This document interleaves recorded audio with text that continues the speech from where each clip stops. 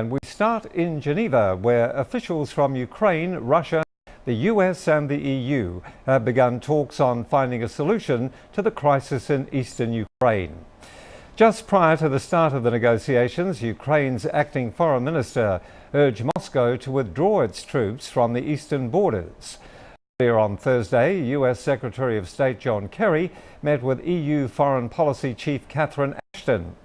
The Obama administration is preparing to ratchet up sanctions on Russia and boost assistance for the Ukrainian military in the coming days.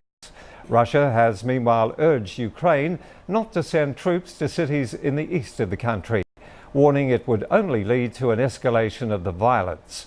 Moscow has also advised Ukraine to change its constitution and switch to a federal system.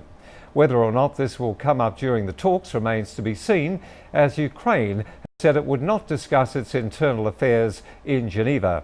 The country's interim Prime Minister Arseniy Yatsenyuk stressed that Russia's political suggestions would not be on the agenda.